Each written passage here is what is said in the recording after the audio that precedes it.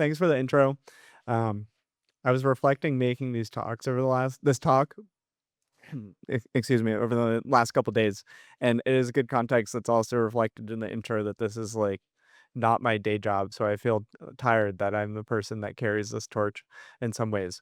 But it's also an important topic, so that if you have people that can spend more time on this, it would be very good because it's very dynamic and there's places for influence that I think are in some ways slipping between our fingers, depending how you view China as a competitor.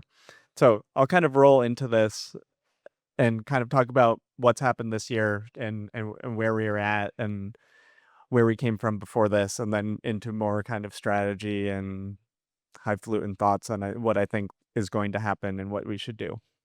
So backstory for people that weren't paying attention in 2024, I think these are probably the names that you would have known of if you were interested in open models. Like Llama was indeed very dominant.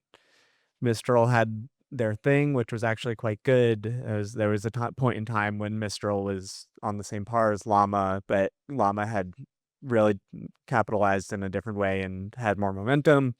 DeepSeek was a known quantity as doing very interesting things and their own scientific things and releasing interesting models. And Qwen was seen as kind of the smaller, not yet as good alternative to Llama. Back in the days when we got our models via torrent links on Twitter and other fun things that are now far more serious.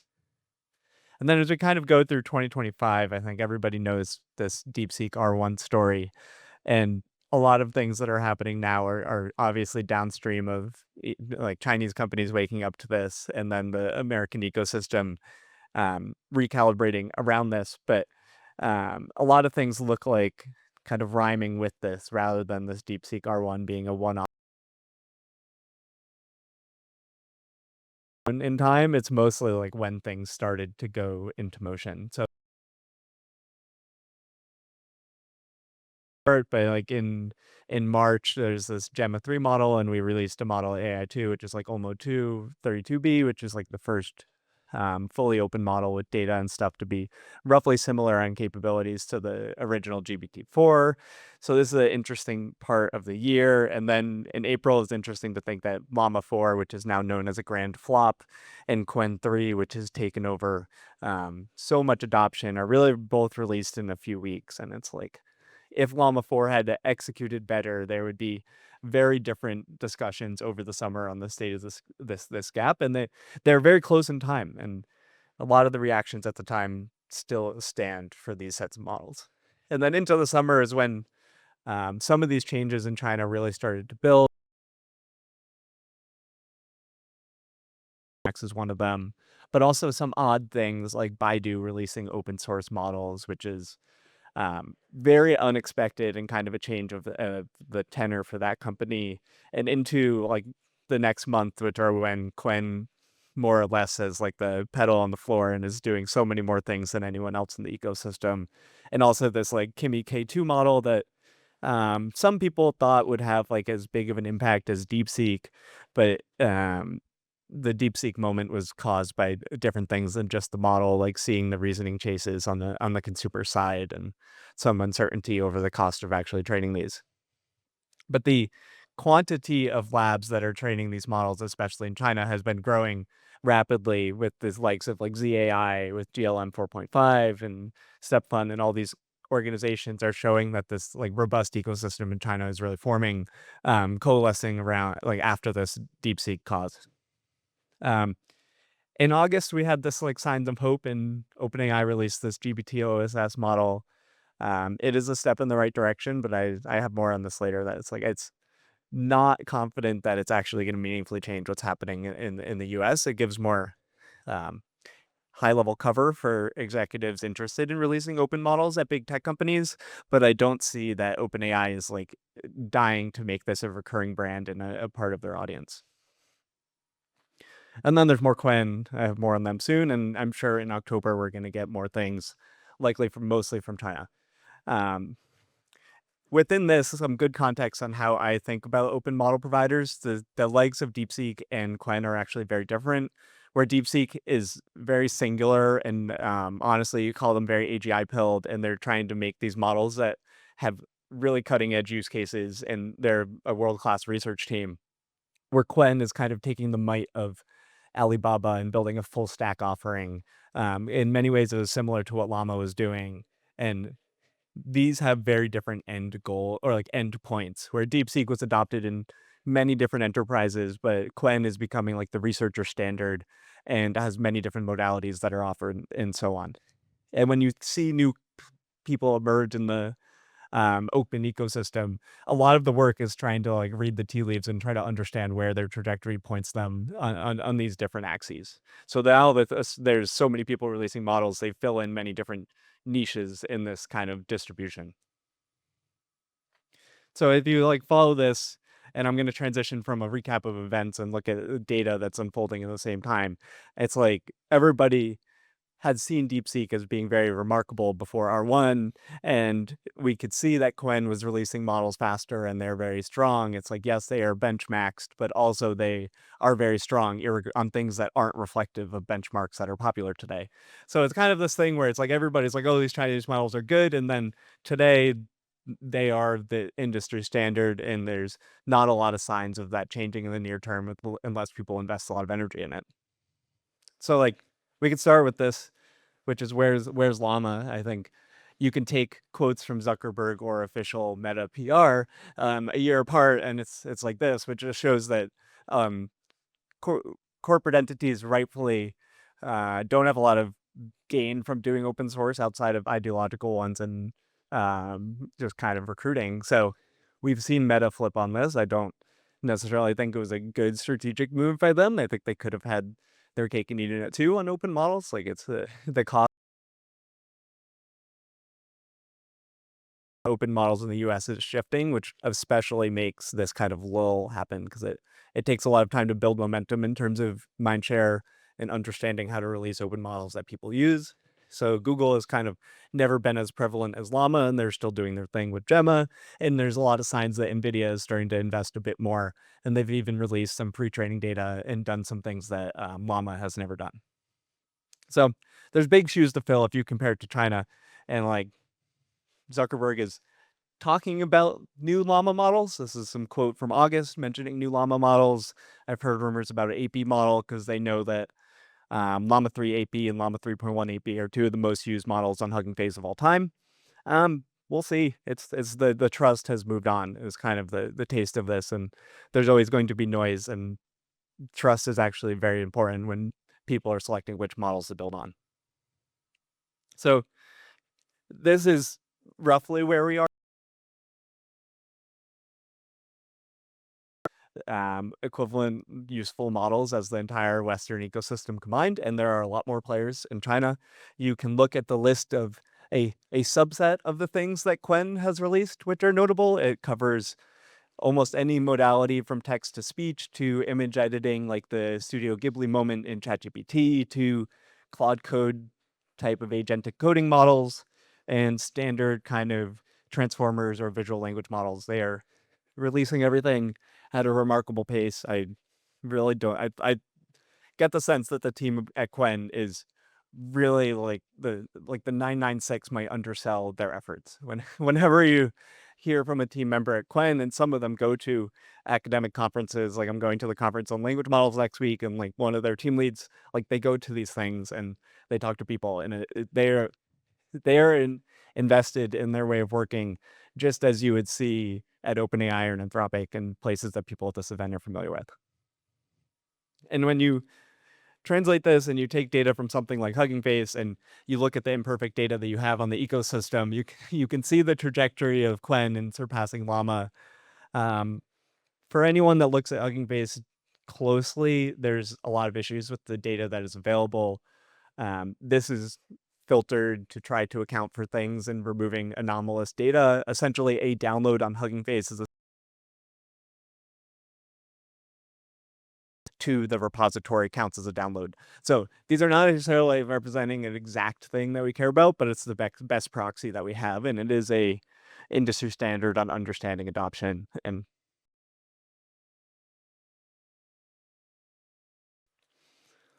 So, like, an analogy that I say is, like, Qwen is so invested in building these technologically, and then also in the community sense where I will get inbound from Qwen and the main Alibaba Twitter account with 400,000 followers DMs me every time that they have a release, hoping that I cover them and things like this. Like they are really trying to influence the ecosystem that we sit in a way that no other American company is doing in the open model sense.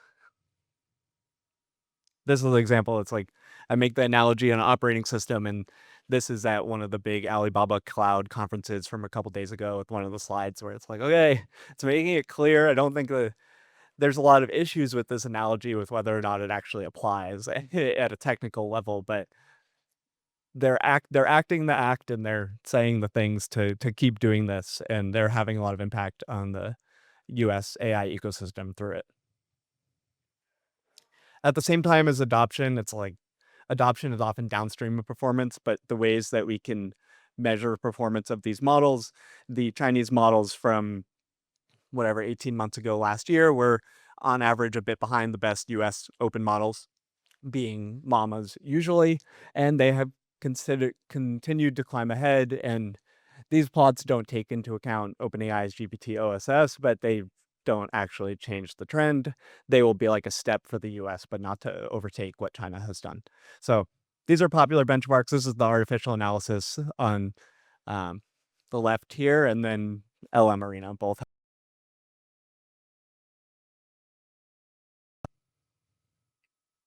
And I was talking about the Chinese ecosystem because I've talked a lot about DeepSeek and Qwen. This tier list is mostly tongue in cheek, but it's nice to have all the logos in one place. But it's like there are so many places building these models that you should know about besides DeepSeek and Qwen if you're trying to understand the ecosystem. Especially like Moonshot AI with their Kimi models and Z.AI with GLM 4.5. Like both of these are extremely strong models that without DeepSeek or Qwen would probably have set some of these nude cycles into motion that happened to January. They would have happened over the summer from these. But there's also very big companies from the likes of Tencent, ByteDance, and there are new small startups and many just research labs where the kind of relationship between academia and industry with this setting of language models is still far closer in China, especially when they can get government funding. So this is a handful of it. There's like Meituan, which is the I understand to be China's version of DoorDash, released an incredibly good model in the last few weeks, which would be an addition here. And it's just like this list is going to continue to grow, and they have a like an actual robust ecosystem where the US is kind of still figuring it out. So there's another way to say it, which is like you can map what I have said about the types of companies to also different business models that the open source companies are exploring in China. And it seems much more likely that they find the actual good business models that extend from what releasing an open model does for your business because they have people trying every corner of the space with actually technically excellent output.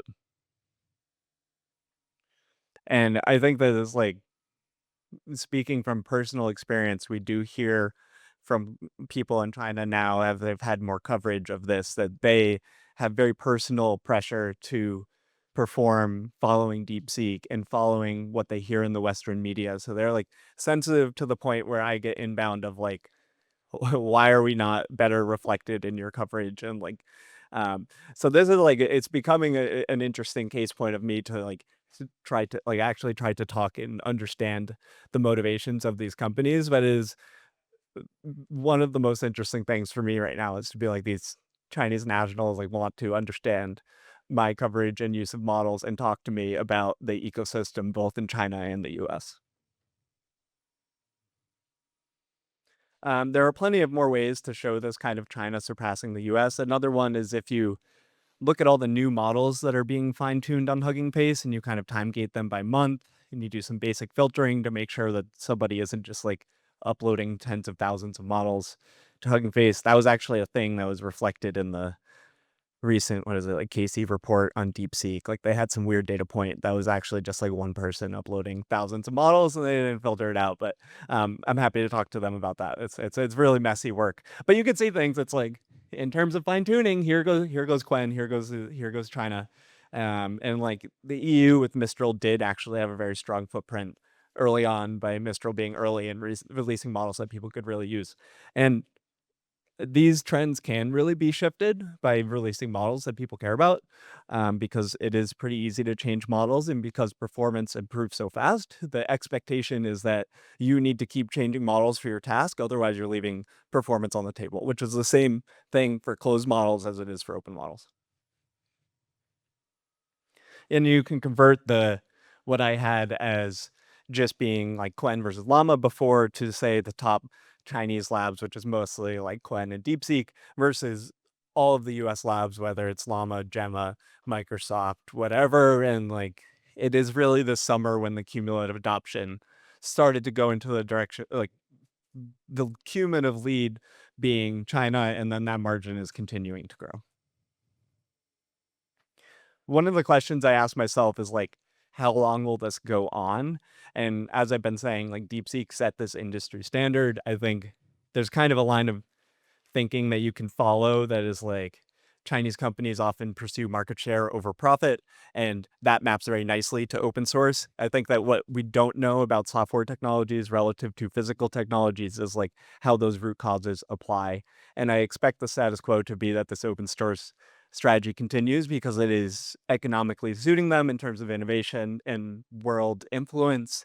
And then there's kind of like this one but, which is that like we here often expect extremely fast AI progress. And if that open ecosystem disseminates this AI progress across all of China, like there can be meaningful information hazards that the government doesn't want. And then propping up the open ecosystem could be seen at odds with their domestic power goals. And it's hard to predict when exactly that would happen and if they can kind of have the best text language models and totally block off the like multimodal open ecosystem in China.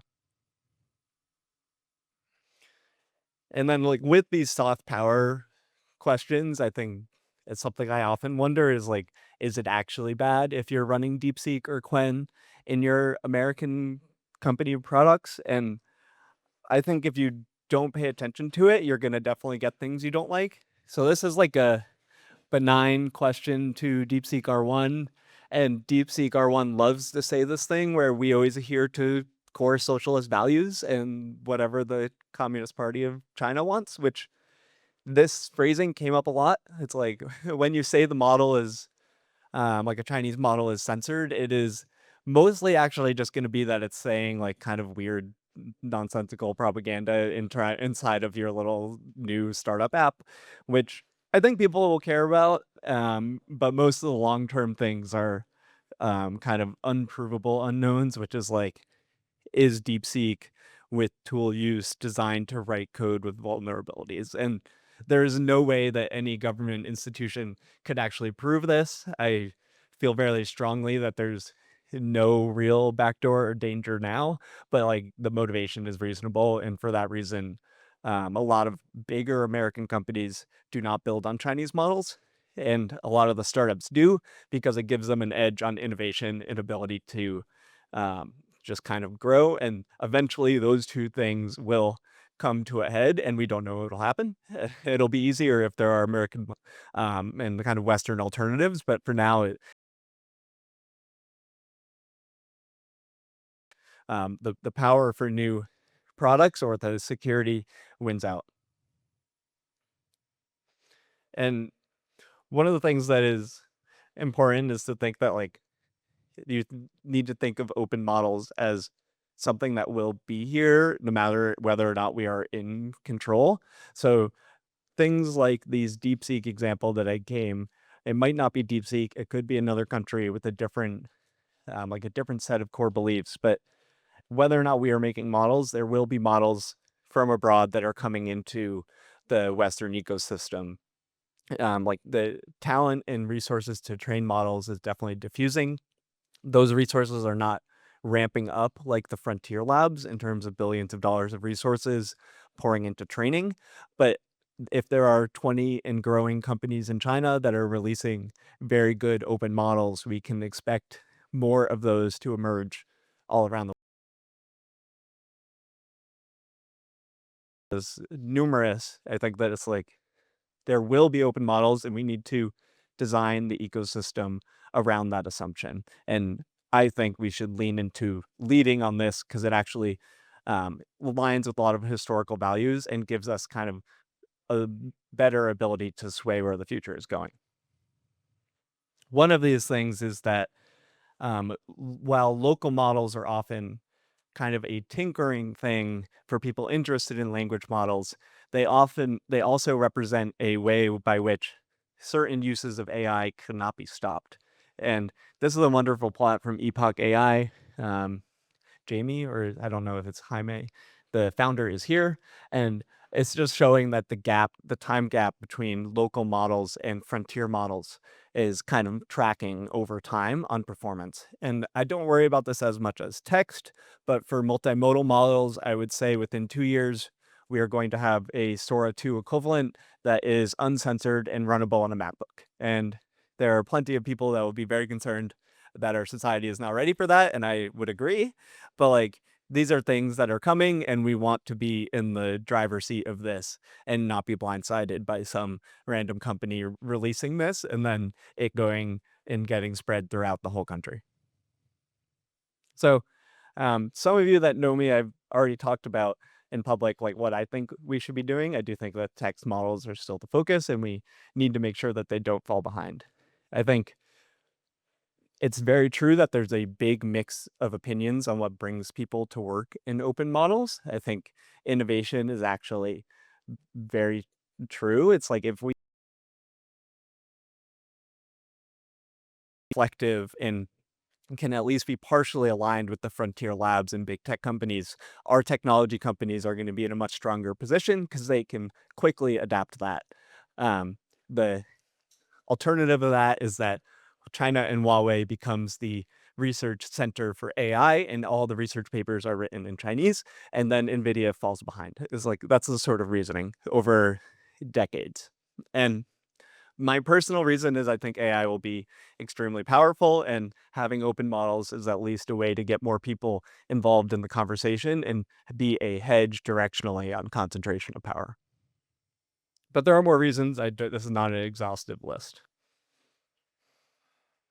This is what I mentioned. It's like with GPT-OSS, it's like it's a step in the right direction. I think mostly for providing the reason that more companies can take more risk on open models because it is such a like a litigious environment against AI companies. Like OpenAI being the most prominent brand in AI doing this is extremely good for the open model ecosystem at large.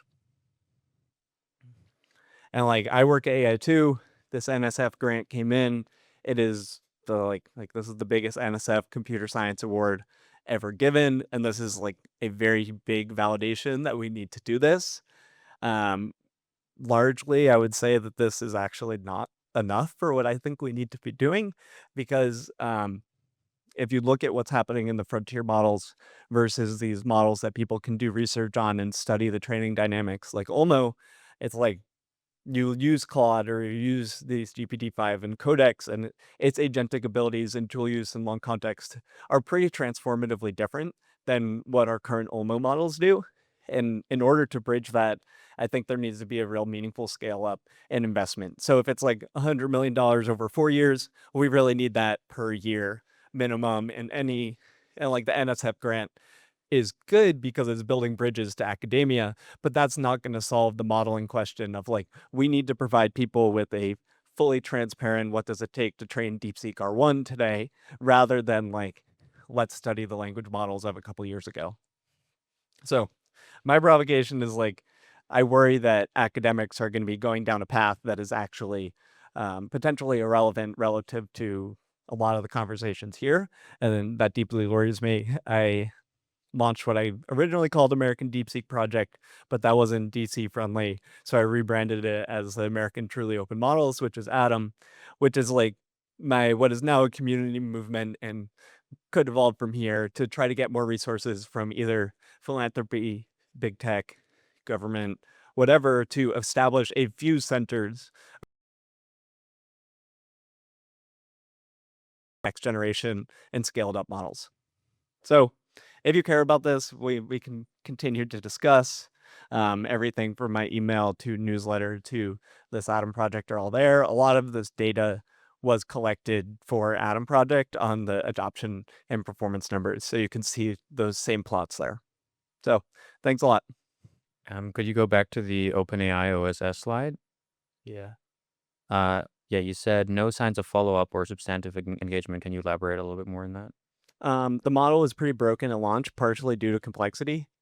But I've like, if you know OpenAI's culture, I think that they're not all in on it. And it's also like, you could read between the lines. I am a person that is known in the open community and I can talk to a lot of people, but I will not like. Do you have views on what we would need to see to encourage investment in things like, say, tamper-resistant safeguards for open weight models, or more generally, sort of increasing the safety focus, including in the Chinese ecosystem as well?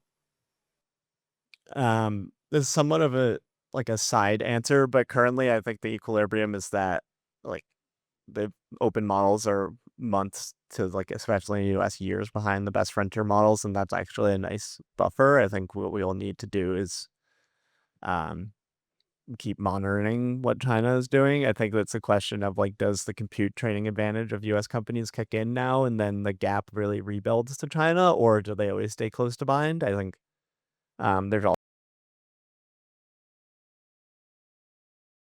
discussion between China and US, and the next one's on open models to have this type of thing. I think his name's like Saad, and it's like the Safe AI Forum or something. And it's like these things are ongoing, but I think that it's like when the capabilities are behind, it's kind of naturally reduces the urgency on this. And then in that time window, like, yes, we have people looking at these to figure it out. Thank you for this excellent talk. I'm curious to hear from your perspective how you understood the debate between safety and openness. It seems that this controversy has died down a little bit, and just want to hear a little bit what you think. I think they're actually like this goes with my last answer that they're not as at odds. And it's like the combination of the time lag between the frontier and the acceptance that you're going to have these models kind of necessitates a certain approach to them, which is like you have to be proactive in understanding the risks. And I think like Casey could do this and places should do this, but it doesn't seem unfathomable to me. I mean, personally, like our models at AI2, so right now we're so far off the frontier that it's like we don't want them to spew hate speech, but that's the alignment problem that is at least for the average user solved. I'm sure people will jailbreak Olmo quite easily, but like those basic things are actually very easy to do in the models, and I think the community norm is that like you do them. I think actually it's like interesting. It's like the US companies tend to do better than Qwen on some of these like harm benchmarks. So there is standard setting. Um, but it's just like not the issue that worries me the most in terms of where this is heading. And then I think a lot of people agree. I think like GPT-OSS is like on paper like a safe model on most on these benchmarks. But I think the like where we're heading is doable. I don't know. Like there could be a time where that investment is really behind, and then there's like a whistleblower like thing, which is like, why is nobody watching over this? Because it is a one-way door. Hey, thanks. First of all, this has been an excellent talk. It's amazing how blinking for a month, you're totally behind the curve on understanding where these things are. I had two questions. You can feel free to pick one. But the first is on that safety question. What's your sense of how the open model ecosystem is thinking specifically about biorisk and the risk of bioterrorism down the line? And is that something that people are concerned about or not? And the second is I was hoping you could speak a little bit more to what are the incentives, especially for the Chinese labs, for investing so much effort into building open weight models. Did they anticipate at some point down the line they'll be able to monetize this? Is it purely a prestige play? Like what's the long-term vision? The first one's kind of the same question that we've been getting, which is like I've talked to people that monitor this, and I think they're having the conversations, and it's just not urgent right now. And as we see, like we'll see OpenAI and Anthropic's cutting edge models like raise a lot of alarm about it, and then that's the time to build the ecosystem for the open models. Is like, okay, like this is you see all the log plots and the time delta. It's like it's surely going to come if OpenAI and Anthropic's models succeed all these. I don't know all the like the RSP or threat a lot of. And the China thing I think is like like I would like there are people here that know China better than me, and I think that is kind of this community norm, but a lot of like it is just like we'll figure it out later. But the upside in terms of having global influence on a super powerful technology is like, okay, like I see why they will happily continue on this. If you think about as AI as much as we do, it's like especially I think that the open models will have a lot of reach outside of the US and China, which is just this like long tail of the part of the world that will kick into AI in some ways eventually. And I think right now that's like would just be blanketed with all these Chinese models. And I haven't thought about that deeply at all, but I can guess you can draw a lot of scenarios like that that matter a lot, and China would be happy with their position. Two-part question. First is for a new open source model, open model, what would be some key design, governance, or distribution choices you would make to specifically compete against China? And then second, what you mentioned in the West and the US, given the current political climate, what are specific unfair competitive advantages or opportunities that you think this effort would benefit from by doing it in the US? I think what we should do is actually quite simple, which is just like you do like what Qwen is doing with more transparency, so you have more trust on the eval numbers. It's like Qwen has a lot of distrust because you don't even say know remotely what's in their data, and like especially with a strong government interest, you could like a nonprofit's not going to get sued. Like I think that I think that's just not like a habit of the Chinese ecosystem, and like we can connect with the academics in like a much more direct way because the US is still where a lot of this is happening, so we don't have to take as roundabout of a path to do that, and like that should be an advantage. And but like China has advantages on being able to train on whatever is the best data out there, and like AI too, we can't do this. I mean, all the data sets that people in industry train on and can't say that they train on, and like if you're being transparent and open, you have that disadvantage in performance. I don't remember exactly the phrasing of your second question, but I think it's just like the US, it's cheap and like we have the money and it's like fits with the, I mean, whether it's political, I think mostly it's just because we have the money and we want to reinvest in what will benefit our companies in 10 to 20 years is the easiest selling point.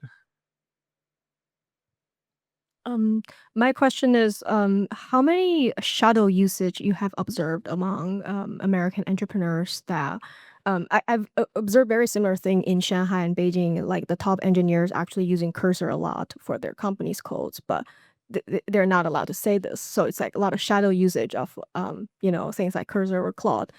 What's the like the shadow usage you have observed in the US that people are using Chinese open source models without revealing it or without saying they're using them? I think it's mostly that some of the most prominent, well-funded, like opaque labs in the US that are not like at the absolute frontier, but we're wondering what they're doing, are building on Qwen. And there are a lot of startups that will tell you they build on Qwen, but it extends to the best financed as well, where it's like if you want to quickly get a language modeling project that's actually good off the ground and you have a meaningful amount of compute, like these Qwen models are actually the thing that people will start with, which that could be a habit that's hard to unstick. You're gonna go right here.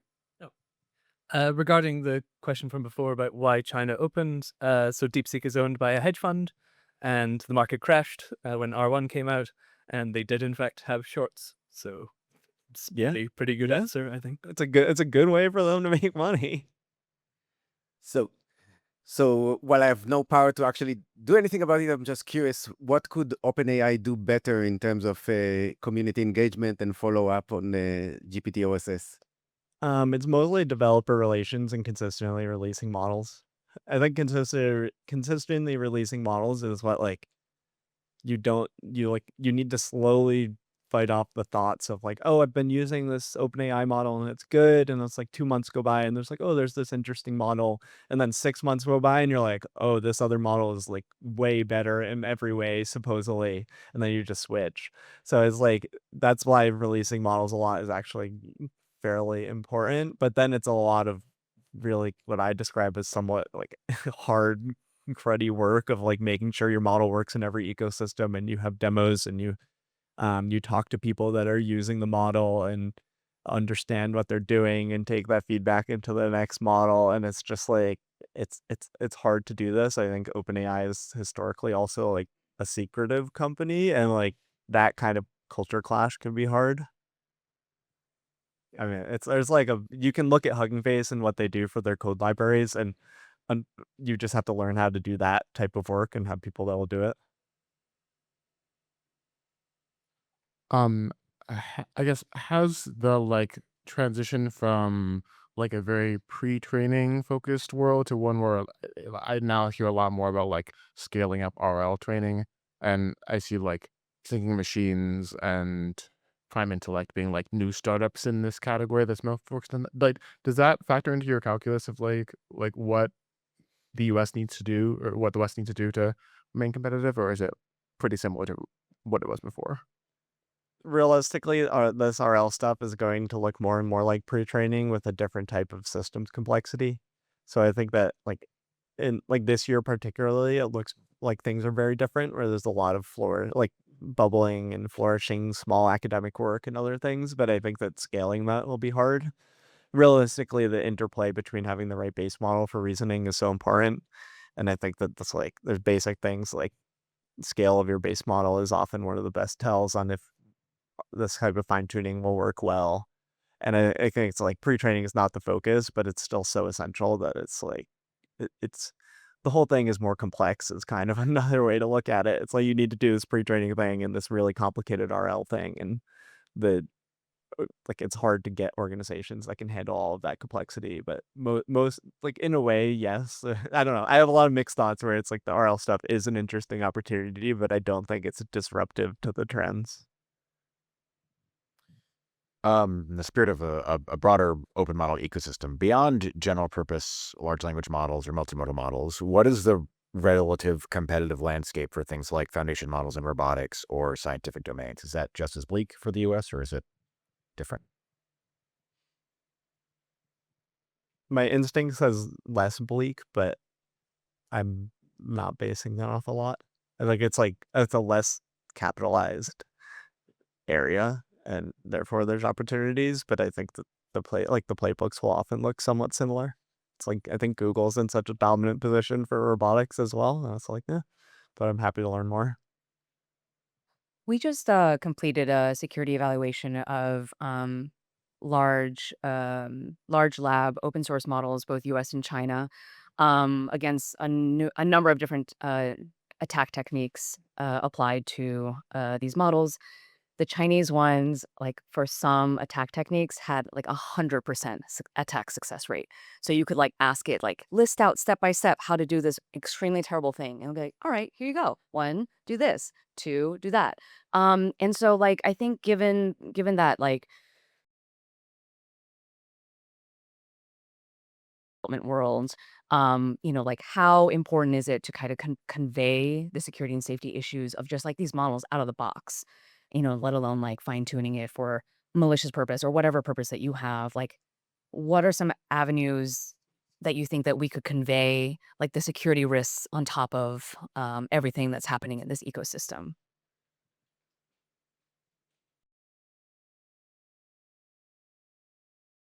You're asking to convey to DC, or I don't know. It's like a yeah.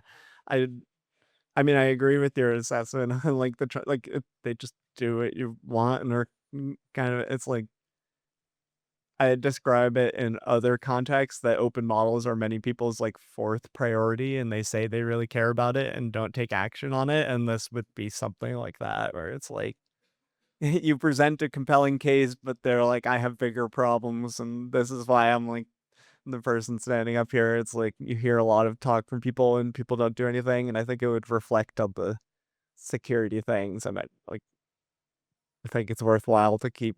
It's like it's just like a communications problem. It's like how do you tell the story in the right way? I guess I'll take the opportunity to ask a question. Um, some of my friends have worked on the Apertus, I can't pronounce it, the Apertus project with Swiss AI.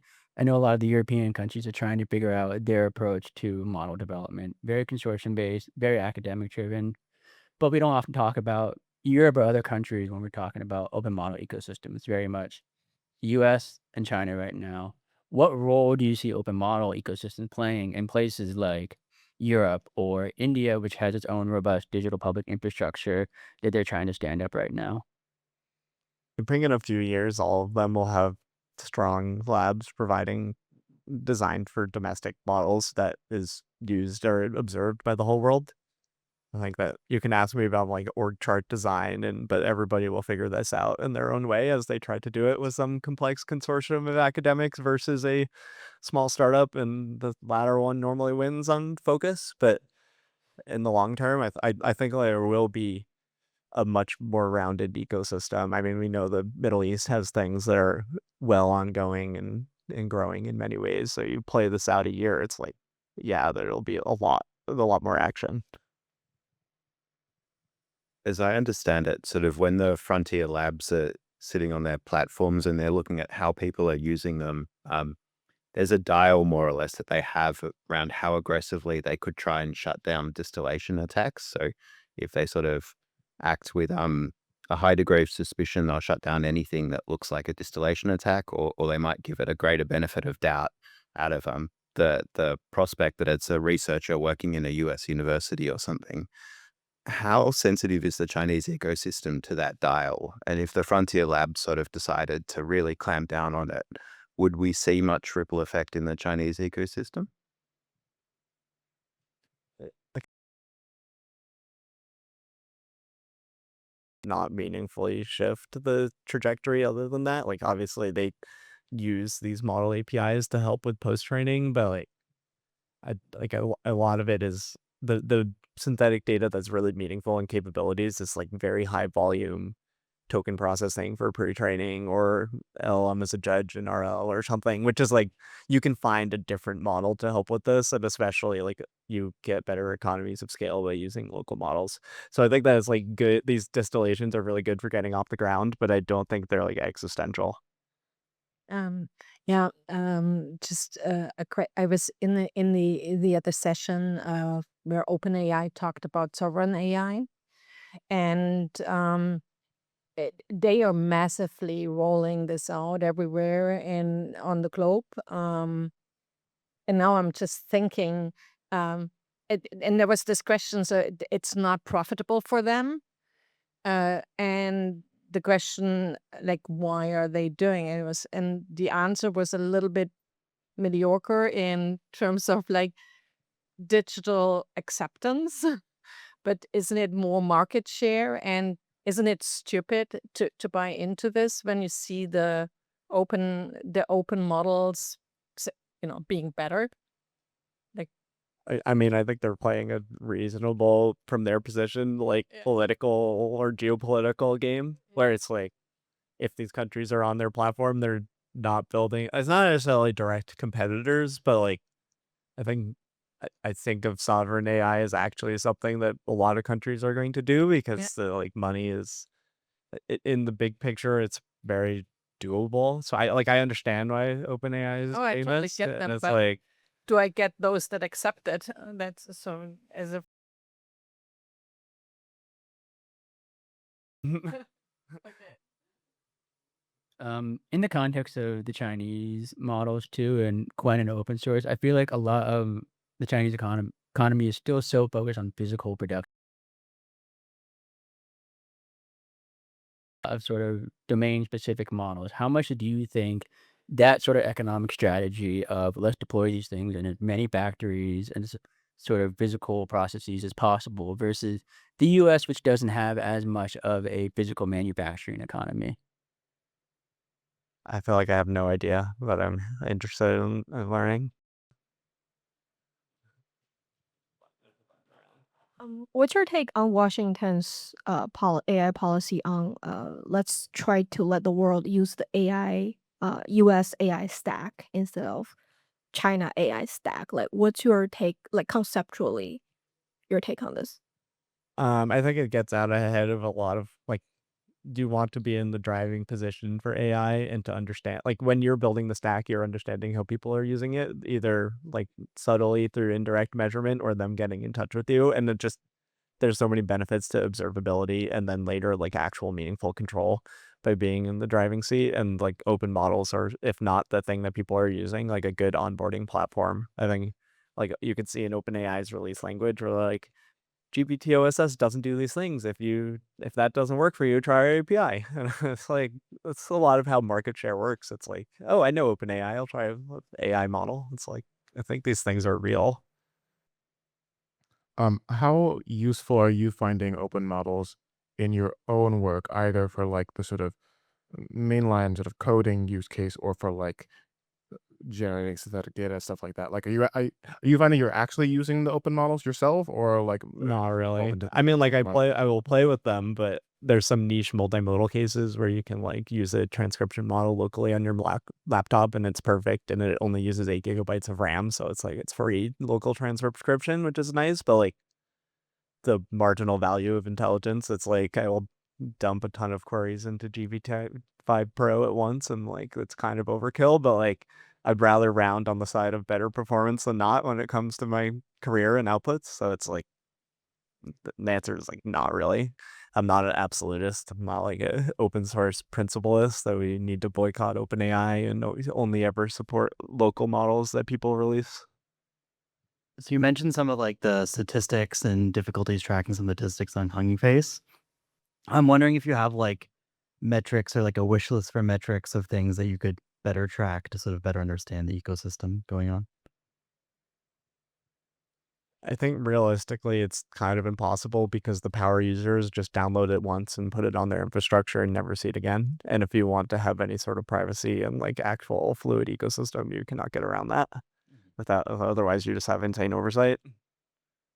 Can you think of a case where open source wins, where the curve flips and open source is ahead? Like, what will have to happen? There's a few far out like architectural changes. I think one you can think of is like if people can train modulars in their MOE and the mixture of experts model is like actually more like what the name implies, which is like you can take your private data and train a module on it that somebody could then take and like swap in and out performance really easily, including across modalities. I would say that this is like low probability of existing, but the people are thinking about it, especially because there is a lot of private data out there that you cannot train models on, or you cannot release the data, but you might be able to like, there's some data that you can train on and then release something if you understand memorization and stuff like that, or exfiltration really well. So I think most of them are around that, which is like unlocking smaller training and sharing of pieces of models rather than this like gargantuan model or like orchestration of countless specialized small models very well, but like optimism on them is low, but there are cool ideas. Looks like we are out of time. Thank you very much, Nathan. I think you will be outside to do discussions and questions if anyone has. I guess we'll give a round of applause to Nathan. Thank you.